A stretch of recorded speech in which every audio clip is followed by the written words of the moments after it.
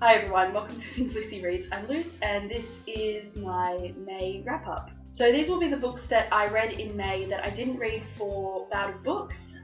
There's not a lot of them, so hopefully this won't be long, and I'm going to try not to whinge too much about one of them, even though I hated it, because I don't want to have to edit myself ranting about something, so let's see how we go. Okay, so the first book that I read in May is Half Bad by Sally Green, and I'm so glad that I gave this a chance. I was originally going to just unhaul it without reading it. I ended up giving it a chance, and I really, really liked it. I gave it 4 out of 5 stars. By this point, I'd heard so many mediocre reviews of this that I was expecting it to be crap, but I really, really enjoyed it. I liked the relationship that Nathan had with his captor. I can't remember her name. All I can really remember about her is that if this is ever made into a movie, I want her to be played by Gwendolyn Christie, who plays Brienne from Game of Thrones. That's who I want to play her. Anyway, I thought that was really good. Even though it was captor and captive, they were sort of friends, I guess. She took care of him. I mean, I suppose she had to, because she had to keep him alive. But it wasn't completely terrible, and it wasn't like the abusive relationship I expected it to be. It was kind of normal, if you can call that kind of relationship normal. Anyway, I really enjoyed that. And I really enjoyed just the way that the Witches' Council worked. Like, there's all these restrictions on people who are half black, half white, what they can do and where they can go. And it started out pretty lenient, but as Nathan actually started to go and do things, those restrictions got stricter and stricter and stricter until he couldn't help but disobey them. And then that's when he got taken and put in the cage. And also the cage was another weird thing. Like, he wasn't kept in it all the time. He slept in it. And it was outside, but it was like covered with a tarp, and it had a proper wood floor, so he was like protected from the elements, mostly. But he got let out of it during the daytime. He had an exercise route that he had to do, and it was outside, and he did have a magical device that stopped him from going too far, and if he did go too far, it would like crack open and spill acid all over his hands, and that did happen, but then they found it and brought it back. And he went inside, and he had to help with the housework and the cooking, but he wasn't like just kept in this cage all the time and mistreated like an animal. It was, yeah, not at all what I was expecting. And I really loved all of the characters in this book. The only one I didn't like was Annalise. I thought she felt a little bit flat, but all of the others were just really, really interesting, and I love them all, especially Nathan's older brother, and especially Gabriel. I've heard some things about what's going to happen with Gabriel in the next book, and I am so excited. And it was just, I'd heard it compared so many times to Harry Potter that I was expecting it to be some kind of mediocre carbon copy, but it wasn't like that at all. It's nothing like Harry Potter at all either. I really, really enjoyed this, 4 out of 5 stars, and yeah, I'm just really, really glad that I gave this a chance.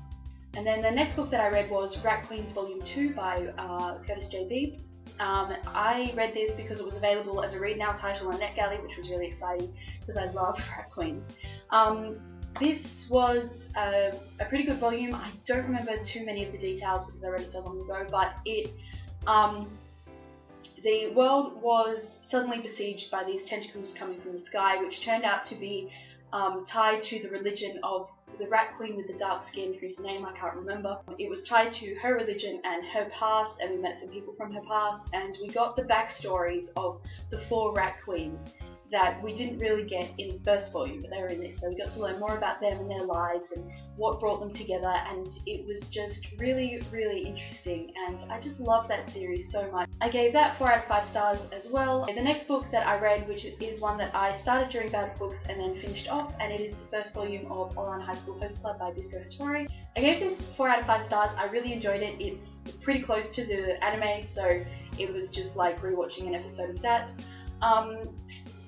Maybe I would drop that down to a 3.5 just because there's not anything new in this. This is essentially the first 3 episodes of the anime. It's the one where Haruhi finds the host club, the one with Princess Kasukazaki and her fiance and the teacup and the ball,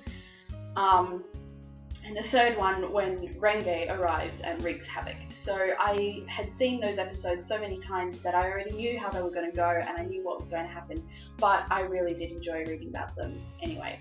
Yeah. And the next book that I read is not one that I liked at all. I gave it 2 out of 5 stars. I think that is being very generous. The book is Grasshopper Jungle by Andrew Smith. I don't want to spend too much time talking about this because it's just going to make me mad. It was interesting, like I was perversely entertained, and I wanted to find out how it ended, but there was so much about it that annoyed me. The first thing that annoyed me is that there are hardly any women. The very few female characters that are in it are ineffectual, drunk, drug-addicted mothers. All of them, literally all of them fit that mold, and the only one that doesn't is Shannon, who is Austin, the protagonist's girlfriend, except she only really exists to be his girlfriend and to be a catalyst for his questioning of his sexuality, and I put that in inverted quotes for a reason, and I'll get to that in a minute. She didn't really do much in the plot, she just existed to be his girlfriend and to be an object of sexual interest for him, and I was not happy about that at all. The second thing is that Austin is bisexual. He has this girlfriend, he thinks about sleeping with her all the time, he's horny literally 98% of the time. Maybe it's because I'm a lesbian, but I do not want to hear that much about a boy's penis. I really, really don't. Anyway, so he was horny all the time, everything made him horny. And mostly horny for Shannon. But then there were a few times where he mentioned about how much he was in love with Robbie, his best friend. The thing is that he said he loved both Shannon and Robbie, except that he never thought about sleeping with Robbie and was never horny for Robbie, unless it was in the context of a threesome with Shannon also. So it's like, how can this character be bisexual but still as heterosexual as possible? I know, I'm just gonna drop in that he loves his best friend and not do anything about it.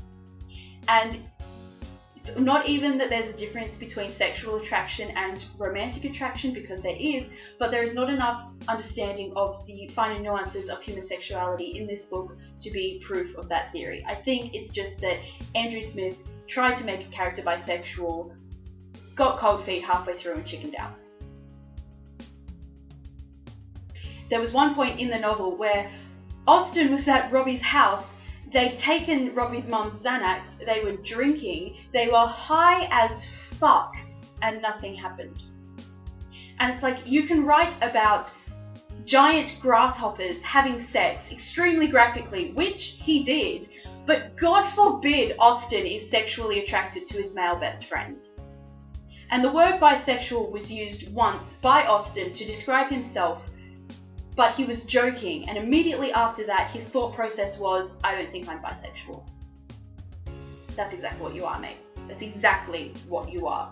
And so it just was the worst representation of a bisexual character I've ever read, and I think this book was bullshit. There were too many men, too many penises, too many ejaculations, and I'm not here for that.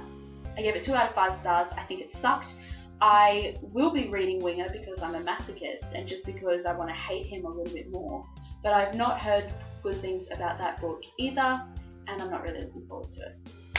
So, okay, the next book I read, Happy Times, good representation. This book is Captive Prince by C.S. the Cat, which I loved. I loved it. I gave it 5 out of 5 stars. This book is so good. I couldn't think of the proper word to describe the kind of society that's in this book before when I filmed this, and then my friend Jess happened to read these and talked about them on Instagram, and she called it homonormative, and I was like, yes, yes. In this society you can be attracted to whoever you want to be attracted to and nobody gives a shit. And I literally mean whoever you want to be attracted to and nobody gives a shit. When you read it, you'll find out what I mean. Yeah, this book is so good. The 2 protagonists are Damon and Laurent. Laurent is gay. That's not said in this book, but it's said in the next one. Damon is bisexual generally. He prefers women, but he's not averse to sleeping with men, and he's definitely not averse to being attracted to Laurent, but that's something that happens in the next book as well. Okay, so Damon is the crown prince of the country called Achelos, and when his father dies, his older half-brother Castor doesn't want him to take the throne, so he has all of Damon's supporters and slaves murdered. And Damon himself is captured and shipped off to Veer, which is the neighbouring / enemy country that they've got an uneasy truce with, ships him off there to be pleasure slave to Prince Laurent. And shenanigans ensue. Okay, so first off, nothing sexual happens between Damon and Laurent in this book, and that is good, because the kind of relationship they have in here is fucked up. But Laurent doesn't touch him. Not directly. There is one thing that happened, but that's like indirectly between Laurent and Damon. When you read this, you will know what I mean.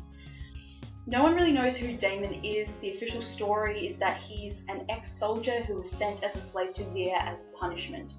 So they don't know that he's actually the Prince of Achelos.